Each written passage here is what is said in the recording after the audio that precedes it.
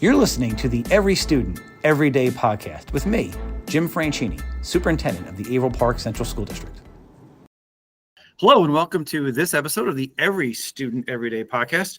As we've done in the past, when we have some of our students and student athletes accomplish something pretty significant, we like to have them on the podcast and share their story with our community. And in this case, we're very fortunate to have the coach and some members of our first ever Section 2 Class A football championship. And that is quite an accomplishment. As I said, again, first ever. It's we've had teams that have gotten really close and have worked really hard to get there. And this group was able to actually win that game and become champions. And we are very proud of the work they've put in and wanted to have this group on. So, gentlemen, Coach, thank you for joining us. Appreciate it. Appreciate you having us.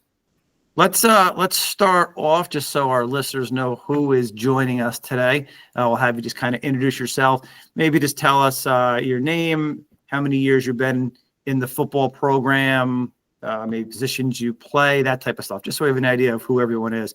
Coach, we'll let you start. I'm Coach Gobel. I just finished my 16th year here at Averill Park, and I'm the head coach. Great. Thank you. Thank you for joining us. Anthony. I'm Anthony Polaro. I've been on varsity football at Averill Park for 3 years now. I play the offensive line and defensive line. Great. Thank you for joining us. How about Cameron?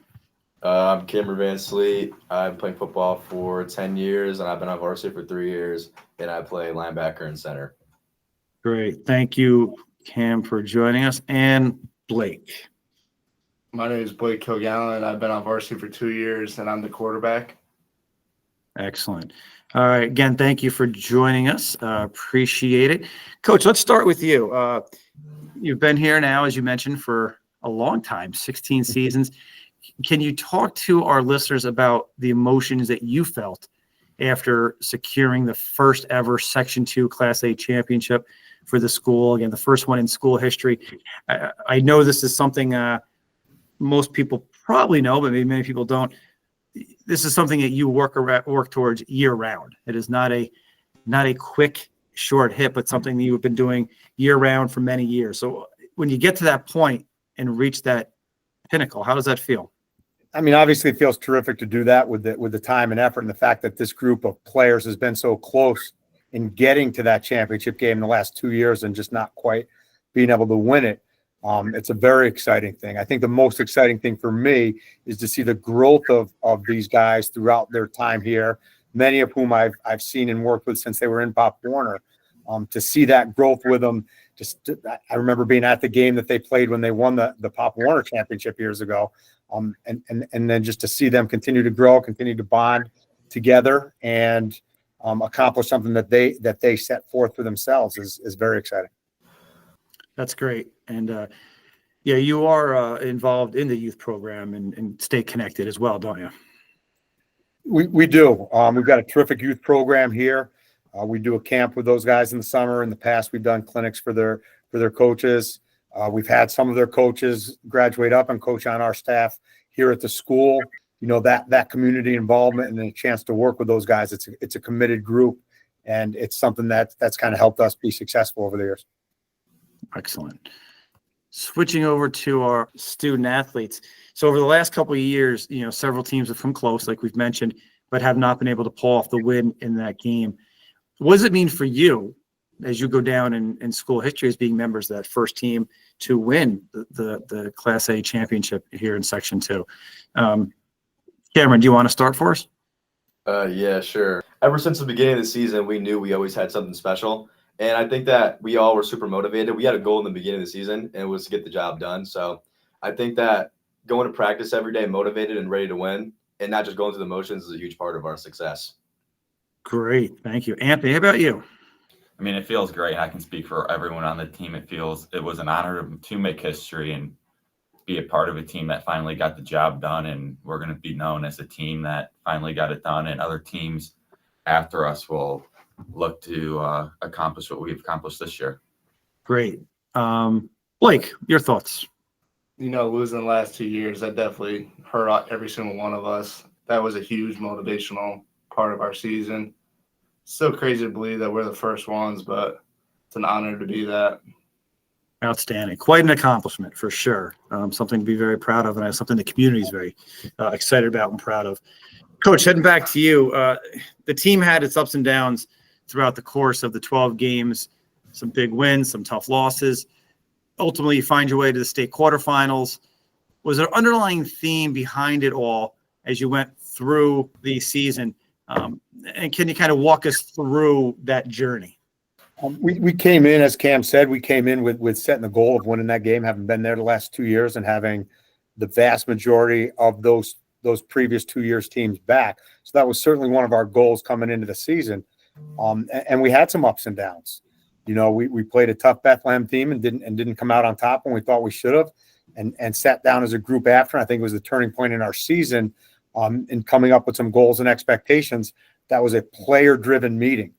You know, sitting there, albeit the coaches were in there, having these guys dictated the things that they thought we weren't doing and needed to do in order to, you know, get to the final goal that we wanted, and then being able to come back on that list of things that they came up with, you know, every couple of weeks was really a driving force in getting us there. And I thought they did a really terrific job in leading that. That's great. And part of that experience of football and athletics outside of the playing field and the kind of the bigger picture and the stuff that it does teaches and lesson learned, right? Absolutely. You know, and I said this to these guys also, it's something we talked about. Football is, as is all athletics, but football in particular, it's a people sport. I mean, the X's and O's and the details and the techniques are one thing. But we went into that game against Burnt Hills with the idea that we weren't worried about winning or losing. We were just worried about playing for the guy next to you. And if we got that taken care of, you know, the result would be what we wanted. And that's what these guys were able to accomplish. That's great. Thank you. Back to our football guys. Was there any specific moments for you as a team or individually that made you realize, you know, this year's team had the capability of being special? We kind of hit upon some of that stuff, but anything that sticks out in your minds in terms of big moments? I think that I think there was really two moments. I think after the Mahopac game, we kind of had our heads a little too high-headed and like thought of ourselves a little too much, and maybe as we were. And I think after that, we really we were more motivated to, you know, practice and want to win and get that taste out of our mouth. And I think the other thing, as Coach Gobel said, was the Bethlehem game. And I think that player meeting really like drove us to really speak our mind and what we thought needed to change in order to be better. And to echo off Cameron, when we played Mahopac, we went into the season this year thinking that we were number one, and we went in a little too cocky and arrogant in ourselves, believing that we deserved everything. And that was a real wake-up call. And then we went into Boston Spy and we played a really good game when we saw our potential. And then we kind of came off into Bethlehem, and we were like, wow, these guys can't play with us because we're the best. And that was another wake-up call. And like he said, we had that player meeting. And after that, when we started winning, we started realizing that we really do have the potential to do something great this year. And then we really came together as a whole and started working. We've known this group especially. I mean, we won the Super Bowl as 5th and 6th graders back in the Pop Warner program. But, you know, we went into the season not playing how we should have been. We all knew that. And then after the first two losses, like Coach Gobel said, the meeting, that was a huge wake-up call, and probably wouldn't have the season we would have had it without that meeting. That's definitely an interesting theme there, and consistency among really the answers from the three of you and Coach. That's interesting. Coach, what does the future look like for the program? Where do you see AP football headed? We've been lucky particularly over the last 10 years or so in putting together, you know, an outstanding coaching staff who is the guys who work with us are unbelievably committed to the players and the community here at Averill Park and being involved in all of them. And in that amount of time, we've been able to develop some of that consistency every year, you know, leading up to where we were this year.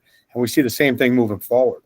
You know, from what our kids are learning through our Pop Warner program, right through to what they're learning at our modified level and our JV level, they're going to come up ready. The group that's going to start next year is going to have a little less experience in games because of the quality of the group that's leaving. But, you know, we've started goal meetings already with the freshmen, the sophomores, and the juniors, and I'm incredibly excited about what we have coming. We've got committed kids who love the stuff in the off season. We have kids who play multiple sports, which is unbelievably important to us, and we really think helps drive our consistency and having them compete 2 and 3 seasons a year. And that looks the same coming through. So we're looking forward to continuing from where these guys left off, and it's going to be different. It's going to be a little bit more work for them. There's going to be a little bit higher expectation on it because of what these guys set, but these guys have laid the blueprint, and the group coming is excited to try to build off of that. The future kind of building off the past and that consistency and that connection. For our football guys, can you talk a little bit, again, it's kind of already come up in the question so far and the answers, how Averill Park football has shaped you into the people that you are now, and maybe to the people that you look to be going forward? How has this experience impacted you? Football is a huge part of my life, and not just from the sport aspect, like the brotherhood that we all have, and definitely friendships that will stay on forever. We all have something special. Being the first team ever, it's going to play a huge impact on all of our lives. Football for me is the ultimate team sport, and it teaches each other how to work off each other and really builds the ability to work in a team and build lessons and friendships that will last throughout a lifetime. And like I said, there's so many lessons from football that you use on the field and off the field, like the ability to sticking out a 12-game season. That's a long stint, but the people who stick through it are people who are going to stick through tough days and tough jobs and tough years when they enter the real world and their life outside high school is over. Yeah, and as Blake said, we're not just a team, we're a family, and that's what we kind of build around that practice. Family, family, family is what we, is our kind of our motto.